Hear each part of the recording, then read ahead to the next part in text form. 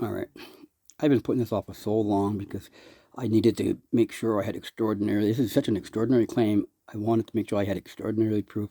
This right here is some kind of primate head. You can see that he had a bad day too, just like everybody else.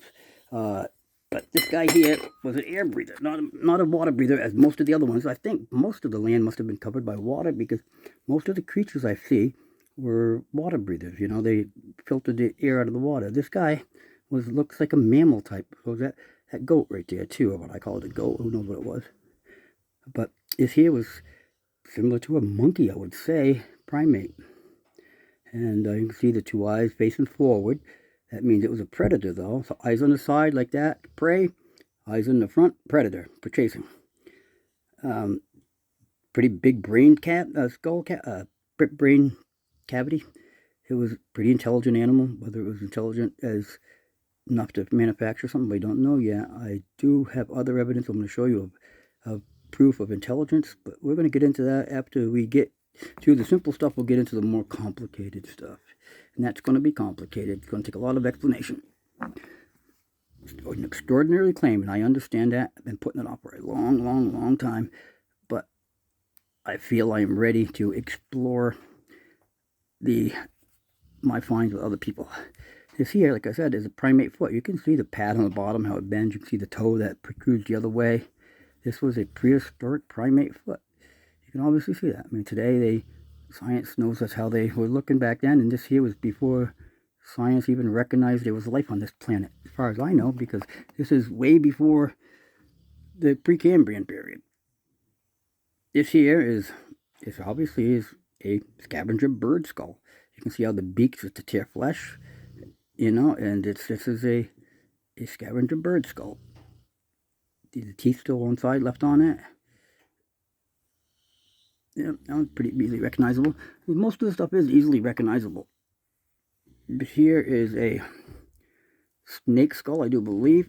You can see how the snake was one way or another here. But, you know, a lot of this stuff is just stuff that I'm not prepared really to do this mentally.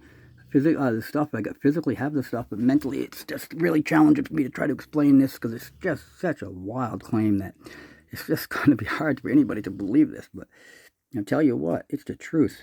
I mean, obviously, the only thing I'm voicing is facts. We're live animals at one time, or creatures, or whatever you want to call them, and they got destroyed by the same thing. A very powerful blast force came through, and who knows what caused the force, the blast, but it did come through, whether it was made or whether it was natural. I haven't really decided to.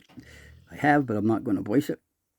You see that was a head too. That's a water breather. See this here? That's a chamber for the water to vent out the back of his head. It sucks it into his mouth right there, and then it goes up around and it aerates his skull, his brain, and out through the back of the head. You can see that was another water creature, a water breathing animal creature that we don't have in the. Well, they say we don't have them in our oceans today. Who knows if we really do or not? This is that lizard I was talking to you about. This one here is a skull of looks like some prehistoric lizard like we have today, like there's a monitor lizard that looks quite a bit similar to a monitor lizard. You know, it's a skull that's been just hit on one side. That's the side that got hit on. You see, it's all the features. I got a theory on this too. I'll tell you. I won't tell you. I'll write it down. You have to read it. Of why it was flattened like that, and so easily flattened. Not that it was broken and flattened, but it was just mushed, like it was made of liquid or something. I do have a theory on how that works, but it's a theory, and I'm not going to voice anything. It's a theory, only fact. Now this is another water-breathing creature. How little this guy is, okay? Look, he's got the eyes, his mouth, breathing. Underneath here, see this here? These are fossilized gills. Turned to stone. These are the gills. This helped filter the oxygen out of the water, and then it would go up through back to his skull. This one's just a little different design than the other guys, but this one's a lot smaller. Look how tiny this guy was. He swam in the oceans too. You know, there's another snake skull. Yeah, it's just a skull. I mean, there's so many things, it's hard to believe. That egg, you know, this is a dinosaur egg, or a egg of this time. I can't call them dinosaurs because dinosaurs were things that come during the Cretaceous, and the Cretaceous period was after the Precambrian explosion, which was way after all this. They say just before us, so I don't know what was in this egg, but you can see there's a joint right there and two bones, and there's vertebrae right there, and you can see that that contains some sort of embryo.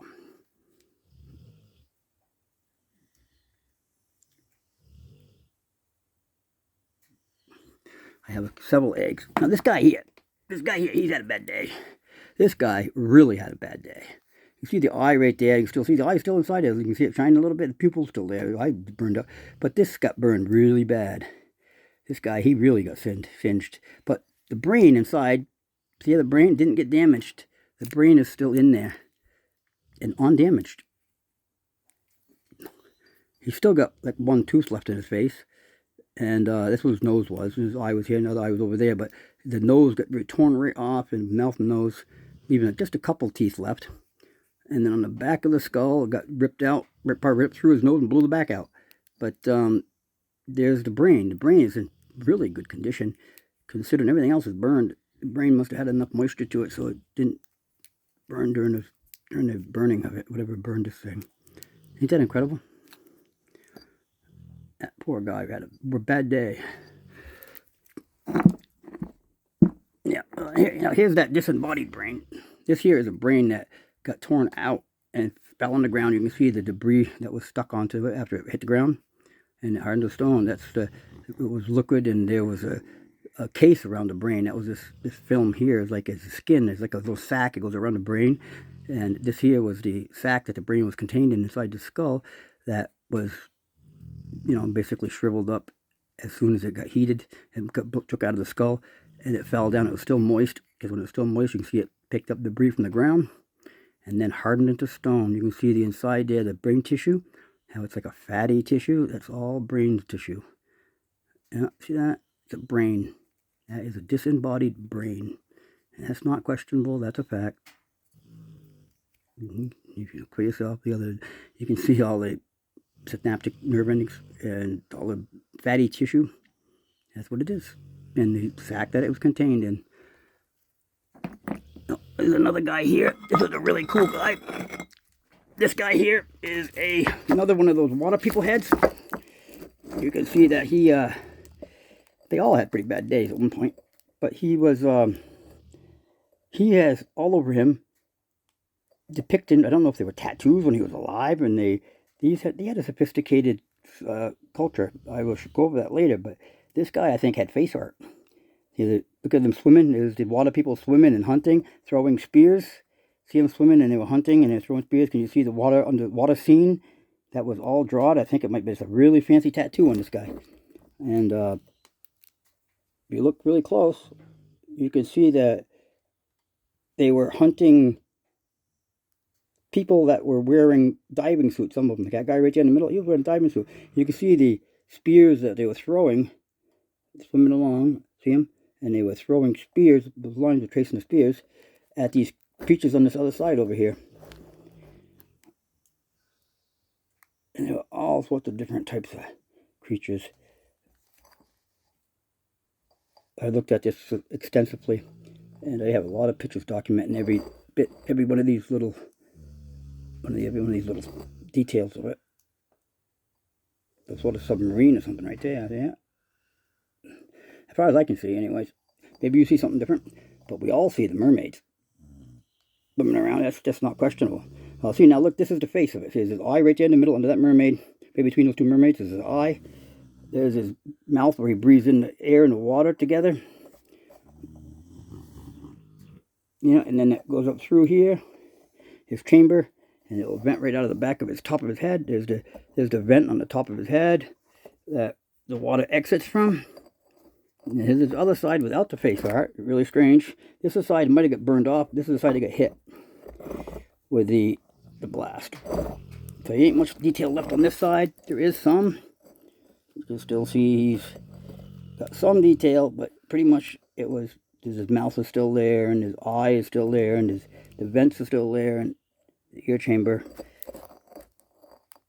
Some of the art goes around to that side, but pretty much that side was destroyed. All other creatures have one side that was destroyed. That means the blast came from one side, one way, one direction.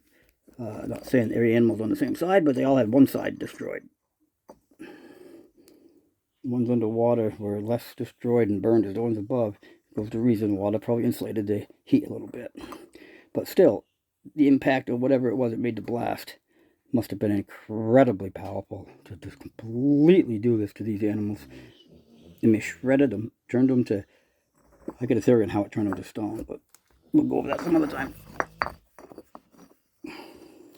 This poor guy, see? Can you see his eyeball and where it sucks water in through his mouth down there, and his eyeball's right there, and then it goes up around and vents out through the top there, and see that there's vents here too. There's the teeth, but those are not, those are like vents for the water to come out of. And there's a few other things too I'm going to show you, but we're not going to get into too much of that today because it's a whole nother subject. But one thing right here, this here is not an animal. This is a car. I don't know why, but it's like an underwater car. You can see there's a driver on the side. Right there is the driver driving it, and the lady sitting backwards inside the car window. There's a driver with a steering wheel driving that way.